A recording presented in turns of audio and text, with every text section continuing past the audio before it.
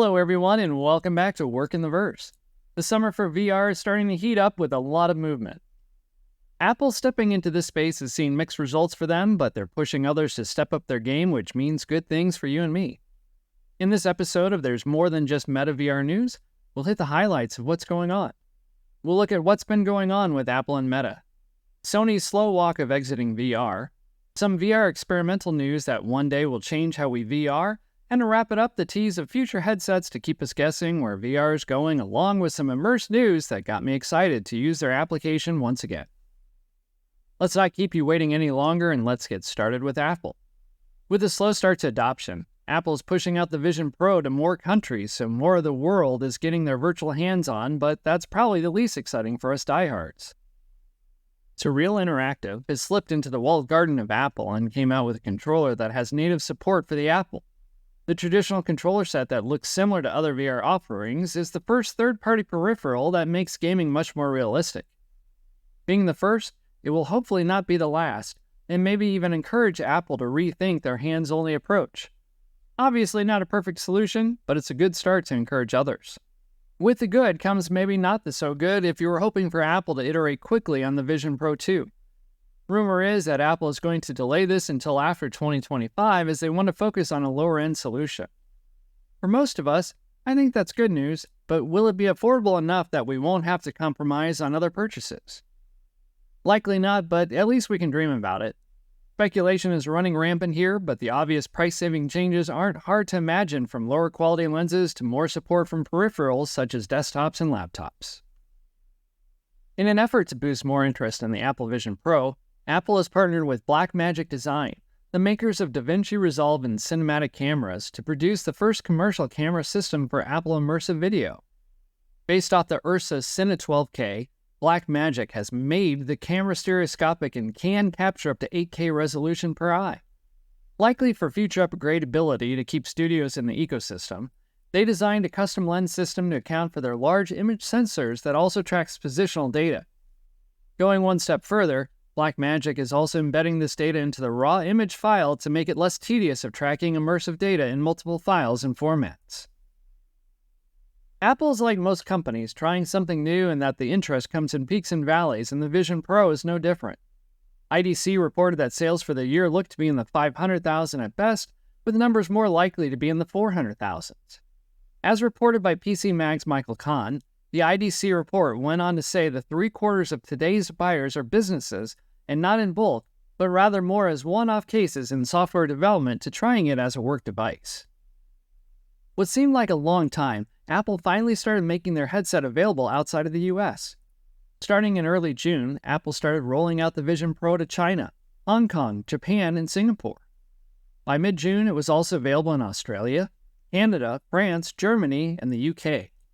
Even with this increased availability, sales are still expected to be in the 400,000s. Moving on from Apple, let's hit the highlights from Meta. The Meta team seems to be trying to justify why they're better than Apple. If you own a Quest 2 or 3 headset, you likely by now have version 67 of the operating system, which gives you an Apple-like experience with having more flexibility in window placement when you're in mixed reality. For the limited time I've had the update, I think it's a step in the right direction. I'm not sure if freeing is the right word, but I feel more at ease knowing I can move windows independently from one another. Here's hoping Meta and other developers will take advantage of this newfound flexibility. Right on the heels is version 68. I don't know about you, but it feels like Meta is taking a much faster pace now with updates. Like previous updates, some are quality of life while some are in the, hey, that's pretty cool. There are 14 updates listed by Meta, so let me touch on the ones that caught my attention. If you're trying to convince family and friends to get in with the Quest 3, it might have just gotten a bit easier with their Play Now, Pay Later plan at $24.99 per month over 24 months with 0% interest. They even throw in an extended warranty to sweeten the deal. Graphics and performance improvements are always a nice to have, and we should see lower latency to make it better overall experience while also adjusting brightness to reduce contrast in darker scenes. The Layout Utility app added the ability to take actual measurements of your space while making it possible to visualize objects like televisions and furniture in your space, and even make it just a bit easier to align photo frames on your wall. To round this up, Meta AI is coming to the headset and will be all about the pass-through experience. you'll be able to begin to ask questions about your physical surroundings with more capabilities to come. Updates aside, one thing I've missed in VR is the flexibility to write or manipulate objects without controllers. Hands are okay, but it's a lot of work to get precision. Enter Logitech and their new MX Ink, and we might just have a winner, albeit a bit expensive. I'm anticipating they'll be highlighting this at MetaConnect 2024, since it's expected to be released in September of this year.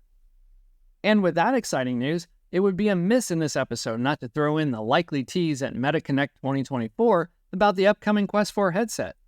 Will it be as disappointing as it was back in 2021 when Mark showed the Quest Pro headset in a suitcase and leaving everyone with a "that's all we're getting" vibe? On the flip side, Sony looked as though they were all in when they released the PSVR 2 headset just a year and a half ago, but how times change. The impression I'm getting is that they're doing a slow walk away as they've decided to open up their headset to PC VR, which, don't get me wrong, is a good thing. But they have decided not to produce any more headsets. Sales have dropped consistently from quarter to quarter, which has likely led to their decision. Sony will be releasing their Steam-compatible app August 6th, and if you're planning on using it, you'll also need to purchase the $60 adapter. I applaud Sony for going this way to give one last gift for those who have the headset to get some more out of it. If you have the PSVR 2, let us know in the comments how you feel about this latest shift. In other VR news, André Zenner has been working on the idea of how to convince the brain that what you're working with is part of the virtual environment.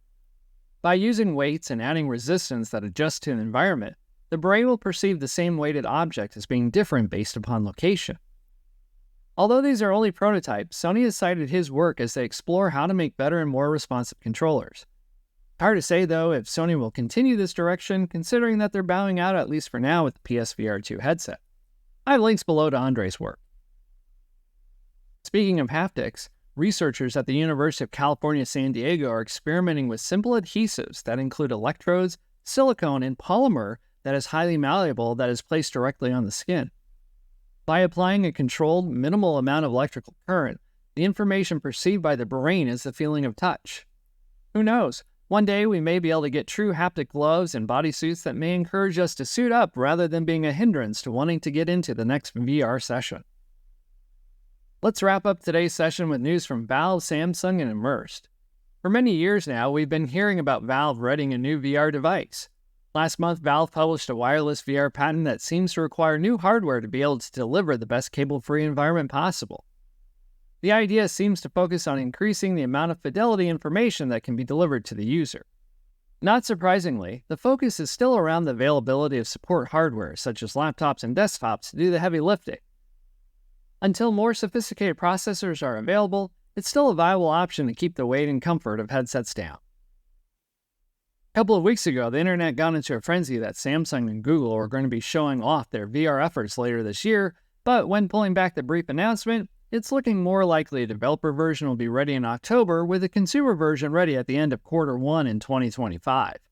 With the slowdown from Apple, it wouldn't surprise me to see a shift in Samsung and Google's thinking, as the development teams were pushing for a Q1 2024 release, but management wanted something that was dazzling, according to Chris Smith from BGR. Last but not least, Immersed is just about ready to have their official reveal of their visor at the Immersed IRL 2024 event September 19th.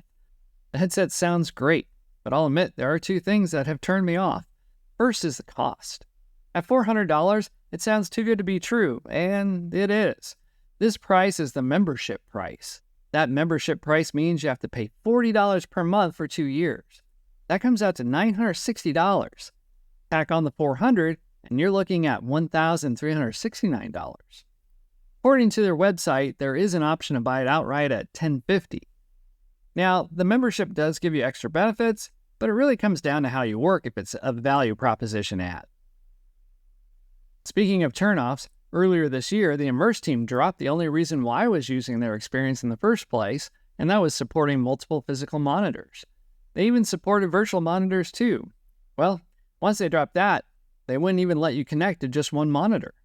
Their advice at the time? Disconnect your other monitors. Not going to happen with my setup, and likely not for you either. However, with that being said, someone found a software solution that I'm going to look into. Not ideal, but you can temporarily disable your extra monitors without having to physically disconnect them. Definitely on my list to try, as Immerse still has one of the more compelling experiences to work with your PC in virtual reality. Alright, well that wraps it up, and thank you for watching, and if you haven't done so already, be sure to like the video and hit subscribe. Until next time, keep working the verse.